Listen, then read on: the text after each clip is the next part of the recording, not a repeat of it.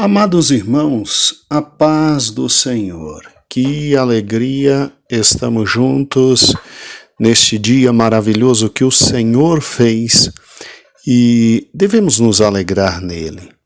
Aqui quem vos fala é Pastor Gedeon Júnior e temos uma alegria muito grande de estar convosco. Agradecemos a Deus por mais um dia e esta rica oportunidade. Agradecemos a direção da igreja pela confiança e a nossa pastora presidente por toda a confiança depositada em nós para que pudéssemos neste dia estarmos juntos com você, meu amado irmão. Muito bem, durante 3 dias nós trabalhamos com a questão das mulheres dentro da igreja, sobre o uso ou não do véu, né? O uso ou não do véu. A mulher deve usar o véu, a mulher não deve usar o véu. E nós vimos o significado do véu. Nós vimos a dimensão disso para os nossos dias. O que era o fato cultural na época do apóstolo Paulo e o que significa para nós hoje. Agora, não posso deixar de negar e esclarecer que a primeira grande denominação pentecostal no Brasil estabelecida, que foi a igreja que nós carinhosamente chamamos de Igreja do Véu, né? A Igreja Cristã do Brasil, ela tem uma interpretação literal da questão do véu e continuam com esta tradição até hoje. Nós não cremos que haja necessidade do uso específico literal do véu nos dias de hoje, porque cremos que a questão do véu ali era uma questão cultural. Mas cremos que, como já falamos, todas as amadas irmãs devem entender o que significava o véu e devem compreender a sua dimensão nos dias de hoje. Faça essa consideração porque muitos irmãos nos perguntam, né, sobre a igreja cristã do Brasil e perguntam por que as mulheres lá usam o véu na igreja. E as irmãs da igreja cristã do Brasil usam o véu na igreja em razão do que está escrito em 1 Coríntios capítulo 11, né? Eles possuem uma interpretação literal do texto e nós, de forma muito cortês, nós olhamos para os nossos irmãos e respeitamos a decisão teológica deles, né? Respeitamos. E se eles creem que o texto é literal e que tem que realmente botar o véu até hoje, bem, excelente, respeitamos. Nós temos a interpretação cultural desse texto, interpretamos que o véu, enquanto véu mesmo na cara da mulher, fora para a época de Paulo por todas aquelas razões históricas que já vimos, mas a lição cultural neste texto é a que prevalece, né? É a que prevalece. Não tem para onde correr. A mulher deve se vestir de tal forma a não ser confundida com uma sacerdotisa de Afrodite ou com uma mulher dedicada à prostituição. E o véu significa submissão em todas aquelas dimensões que nós estudamos juntos. Acho que colocamos o assunto de forma bem clara. Por isso que na Igreja Evangélica Pentecostal do Brasil para Cristo, nós não temos uma interpretação literal, respeitamos quem tem, mas não temos uma interpretação literal e as irmãs não precisam ter véu sobre a cabeça enquanto estiverem na casa do Senhor, servindo ao Senhor. Amém? Muito bem. Agora vamos para o restante do texto. Agora Paulo trata de um assunto doloroso, irmãos, um assunto difícil, Que igreja complicada, né? Que igreja complicada. Paulo trata agora da questão relacionada à Santa Ceia. Por incrível que pareça, a igreja de Corinto, e agora eu estou dos versículos 17 até o último versículo, tinha problemas até na Santa Ceia. E qual era o problema?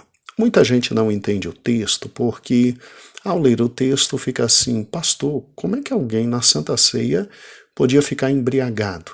Como é que alguém na Santa Ceia podia passar fome? E aí Paulo chega e diz: eu não vos louvo pelo fato de vocês na Santa Ceia estarem se reunindo de forma incorreta. A Santa Ceia foi uma das ordens do Senhor Jesus. Jesus disse: olha, eu quero que vocês comam desse pão e bebam deste cálice até que eu venha em memória de mim. Então, uma ordenança, e o Senhor Jesus determinou que fizéssemos até que ele voltasse. E o que nos é interessante aqui é como é que alguém podia ficar embriagado na Santa Ceia. Como é que outros passavam fome na Santa Ceia? Vamos juntos. De novo, o elemento cultural e histórico aqui é fundamental para que os irmãos entendam esse texto. No início do Evangelho, nós tínhamos uma tradição muito bonita, que foi obviamente abandonada em razão de excessos indevidos. Que tradição era essa? A igreja, no início do Evangelho, se reunia todo o domingo para a Santa Ceia. Todo domingo. Então, críamos que a Santa Ceia deveria ser realizada no domingo, porque domingo foi o dia em que Jesus ressuscitou, não é? E ali o domingo passou a ser considerado o dia do Senhor Jesus. E é muito interessante isso, porque nós, na Santa Ceia, desde o início, sempre nos reunimos para lembrar da morte do nosso Senhor e Salvador Jesus Cristo. E fazemos isso porque Ele mandou que fizéssemos. Agora, olhe que interessante, raciocine comigo, meu amado irmão. Antes da ceia começar, a igreja tinha, nos seus primórdios, no seu início, uma festa chamada Festa do Amor. Festa do Amor, também chamada Festa da Caridade. Então, como é que tudo acontecia? Bem, acontecia da seguinte forma: os irmãos chegavam cedo no domingo e cada irmão trazia de sua casa comidas e bebidas, e os irmãos sentavam-se numa única mesa, comiam, bebiam, se alegravam, se beijavam, se abraçavam, e após a festa do amor, aí vinha aquele ritual sagrado da Santa Ceia que nós preservamos até hoje. Então, eu quero que os irmãos consigam ver o que eu estou acabando de falar. Imagine aquele cenáculo maravilhoso, aquele momento lindo, aquelas reuniões nas igrejas primitivas que nesta época eram em casas, nas casas, não nos permitiam nessa época terem templos, né? Mas eram nas casas e nós nos reuníamos. E nós, com toda a igreja, normalmente era na casa do querido pastor da igreja, que sempre tinha uma casa um pouco maior, nós nos reuníamos ali, sentávamos e todos os irmãos traziam de casa, conforme as suas posses, conforme os seus bens, a sua prosperidade, alguma coisa para que todos comessem. Era um momento maravilhoso, porque aquele irmão que era mais simples, com menos renda, com menor quantidade de comida, era o único momento na semana, irmãos, que ele tinha de acesso a comida boa. Por quê? porque no domingo os irmãos de maior posse, de maior riqueza, traziam das delícias que Deus tinha dado a eles e da prosperidade e repartia tudo aquilo com todos. Era uma chance de aquele irmãozinho mais simples, mais pobre, com menos recurso, comer uma comida melhor, beber uma bebida de melhor qualidade, uma coisa muito gostosa. Entendeu o motivo da festa do amor? E ali todos comiam, todos bebiam, todos se regozijavam. Alguns historiadores da igreja cristã dizem que naquele dia, sempre no domingo, quando eles estavam já fartos e cheios e alegres e felizes, o pastor da igreja, o presbítero local, ou o bispo da região, tomava a palavra e dizia: irmãos, assim como foi hoje, será no céu.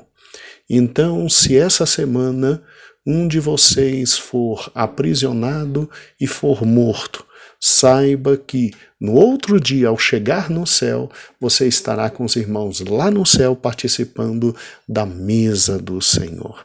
E isso, inclusive, é muito interessante e bonito, porque fazia com que os cristãos não fugissem do momento da perseguição, mas a maioria deles tivesse alegria, fantástico isso, né? Alegria quando eram presos, quando eram jogados aos leões e às feras, quando eram mortos em praça pública, e o povo nunca entendia como é que aquele povo maluco ainda se alegrava na hora da morte. Porque, segundo relatos históricos, quem estava morrendo tinha certeza que no outro dia ia estar no céu e está participando da mesa do Senhor. Não é bonito? Então, guarde esse dado histórico, ele é maravilhoso. E o que é bonito em tudo isso é que era um momento de confraternização, de amor, de alegria. Por isso que era chamada de festa do amor. Nesse momento, muitos irmãos, eles se perdoavam, pediam perdão, e os pastores locais faziam questão de ser todo domingo, porque era a chance de reunir toda a igreja e, junto, trabalhar pela edificação.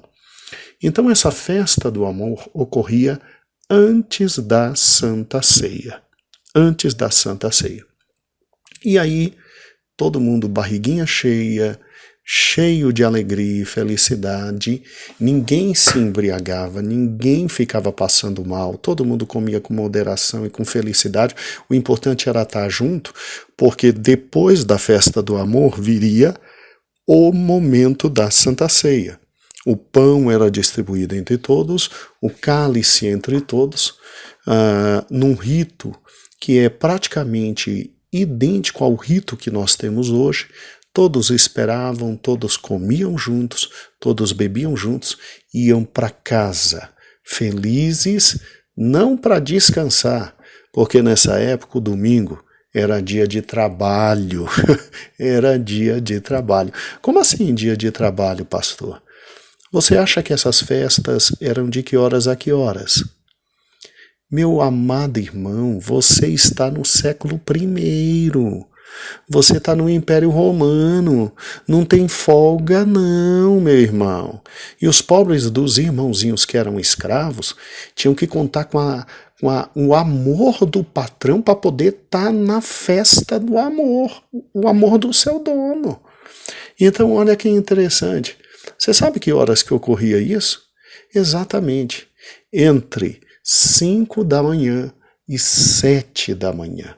Exatamente nesse período. Às 8 em ponto, todo mundo servia a Santa Ceia e 8 e pouquinho, todo mundo voltava para o seu lugar de trabalho, porque era dia de trabalho. Tá? Não era brincadeira não. E aí à noite a igreja se reunia de novo para louvar a Deus. Em outras regiões, a festa do amor acontecia no período da noite, não na reunião da manhã, mas na reunião da noite do próprio domingo. Assim era a festa do amor. E depois da festa do amor, a Santa Ceia. O que está acontecendo aqui? Então, grave isso. São dois momentos diferentes. Uma coisa é a festa do amor, outra coisa era a Santa Ceia, que vinha depois da festa do amor. Está acontecendo aqui em Corinto, que simplesmente os irmãos em Corinto conseguiram transformar esse momento lindo em uma tragédia. Os ricos iam com muita comida para a festa do amor, os ricos iam com muita bebida para a festa do amor, se sentavam longe dos pobres, comiam tudo, bebiam ao ponto de ficar embriagados e simplesmente deixavam os pobres a ver navios, está compreendendo? A passar fome. Podia dar outra consequência a não ser Paulo simplesmente arrebentando a igreja e dizendo: ó, eu não vos louvo por isso. Porque quando vocês estão se reunindo, vocês estão se reunindo para pior. Eu não vos louvo em razão disso. Pelo amor de Deus, que história é essa de, no momento, simplesmente da reunião mais importante da igreja, um ficar embriagado e o outro passar fome? Olha que igreja difícil, né? Aquilo que tinha sido feito para um momento de alegria, de felicidade, de graça, de bondade, meu Deus do céu, estava se tornando em perversidade, em segregação em matéria de status social. E aí por isso que Paulo diz: olha, você está pensando que está saindo da Santa Ceia abençoado? Você está acabado por causa da sua atitude.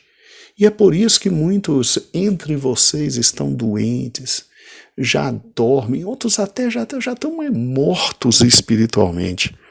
Ou seja, na igreja de Corinto, infelizmente, a festa do amor tinha se transformado em algo tão segregado, de um lado ricos, de outro lado pobres. De um lado rico comendo tudo, bebendo tudo, a ponto de ficar embriagado, do outro lado os pobres passando fome. E isso foi tão maldoso, que simplesmente os nossos primeiros pastores da igreja após os apóstolos, chamados teologicamente de pais da igreja, eles chegaram ao ponto de verificar que não dava mais certo ter a festa do amor por causa de todas essas consequências e acabaram com esta festa tradicional dentro da igreja.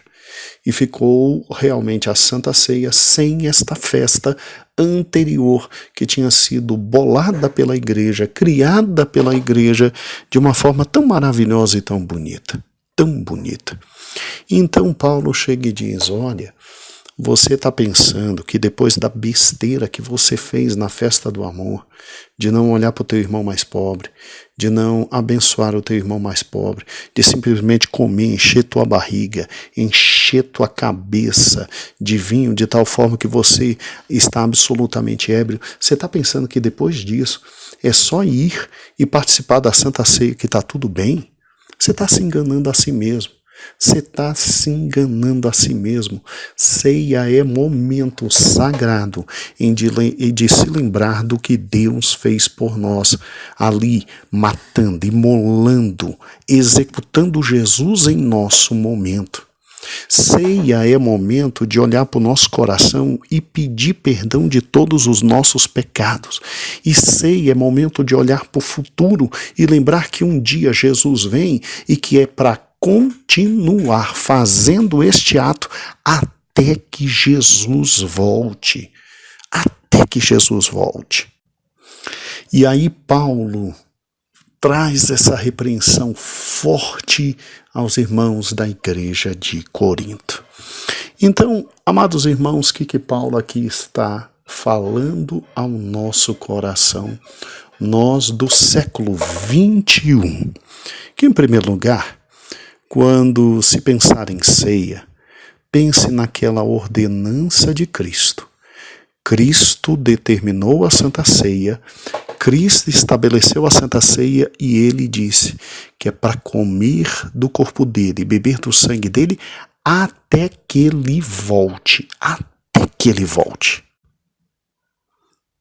E eu falo isso porque tem imbecis na internet que ainda tem a coragem de dizer que Jesus não deixou Santa Ceia coisa nenhuma.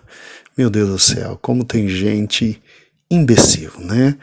E tadinho, ainda tem gente que anda pela cabeça dos outros. Lembre-se, no Brasil para Cristo nós não somos piolho. A gente lê a Bíblia e a gente sabe o que está pregando e falando. Em João capítulo 6, quando você pega Jesus Cristo discutindo com os fariseus, Jesus diz, eu é que sou o pão vivo que desceu dos céus.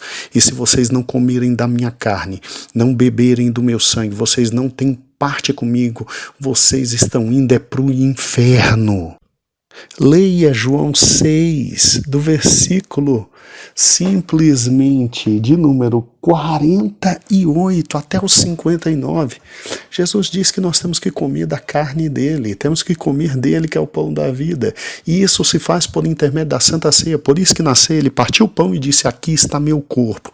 Quem não participa da Santa Ceia está indo para o inferno. Isso é simples, absolutamente simples. Não tem parte com ele. E tem imbecil na internet que ainda anda falando o contrário. É de dar dó. Agora, coloque uma coisa no coração. No Brasil para Cristo, nós também cremos que ir para a Santa Ceia não é ir de qualquer forma. A gente olha para o passado, pede perdão a Cristo. Não se participa da ceia de qualquer forma, como na igreja de Corinto. A gente pede perdão, a gente se arrepende, a gente olha para dentro do ser e se arrepende. E olha para o futuro e espera a vida eterna, onde eternamente ceiaremos com Ele. Meus irmãos, a paz do Senhor, até a próxima ocasião em que estaremos juntos. Deus abençoe a todos vós.